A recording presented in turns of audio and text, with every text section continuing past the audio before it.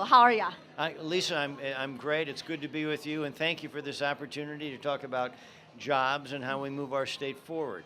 Out of your policies, uh, which do you think is the most and biggest impact on the economy and job creation? Well, the key thing for Michigan's future is that we go forward. We can't go back. We need to build on the success, Lisa, of the last 8 years and see how we can drive Michigan to go from good to great. And for me, it means cutting income taxes, just like we've seen on the federal level, where tax cuts have meant more jobs in Michigan. I want to make sure that we cut taxes here in our state so that you get to keep more of what you earn and the government takes less of what you make. So eliminating the Granholm-Whitmer income tax increase is number one. Secondly, auto insurance rates. We need to reduce auto insurance rates in Michigan because we have the highest auto insurance rates in America, $1,000 more than on average than any other state in this nation. So cutting taxes, lowering auto insurance rates, that's the drive of and the key to drive our state forward. What is your stance on legal immigrants? Our country and Michigan has to have a hopeful and welcoming immigration policy. I mean, that's what people came to this nation and still come to this nation for opportunity and freedom. And I think everybody understands that. So it needs to be hopeful and welcoming. We have to play by the rules, obviously. You need to secure our border and to make sure that there are no sanctuary cities. We'll have no sanctuary cities in Michigan, but we'll be a state. We'll be a state that's welcoming, hopeful, and make sure we have a Michigan that leads the way in terms of engineers and growth and opportunity. That's how I want to make sure Michigan goes in the future. What is specific policy to make it the immigrants in Michigan feel more welcome? I think it comes from the top in leadership. My dad died when I was just a boy, when I was 6 years old. And my mom raised my 2 older sisters and me as a single mom. She taught me that you treat everybody like family, and your neighbors and your community.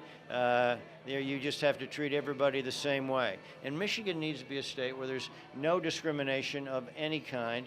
Michigan needs to be a state where you spell opportunity and where you spell progress, and that you treat people the way you want to be treated. And I'll do that as governor, and because that's how I was raised.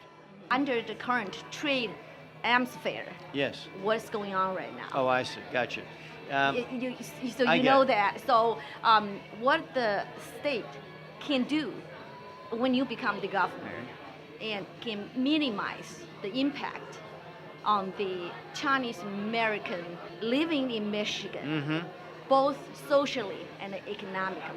See what the next governor of Michigan will do, and in 22 days I'm going to have the privilege to serve as governor of Michigan. We're going to win, and the next governor of Michigan will be an advocate for our state. And you honor and respect and you encourage every citizen of Michigan. And in the current discussion on rebalancing trading relationships, I can be an advocate for Chinese American citizens in this state, and frankly, citizens of the entire state, as we're trying to rebalance trading relationships where we have a fairer balance, and the president has done that with the new United States Mexico-Canadian Free Trade Agreement, and I think there'll be more trading agreements as well. So this is just part of a negotiation. Nobody wants to go back to the days of Smoot-Hawley and retaliatory practice and retaliatory response. We want to make sure we balance them and in a fair way. And I can be an advocate. I can make a call to the White House and it'll get returned. I'll walk in the front door of the White House as an advocate for Michigan and every one of its citizens. That's what I can do as the next governor. That would be great. Making sure that, let the White House to know that Chinese Americans made significant contributions to this country. Yeah. And that's why I, as the next governor, I'll walk in the front door of the White House with you, and we'll talk about that. Right. Great. Thank you so much. It's a pleasure. I'm just delighted to be here. Thank you so much, Lisa. Thank I you. enjoyed being with you. Thank you. Thank you.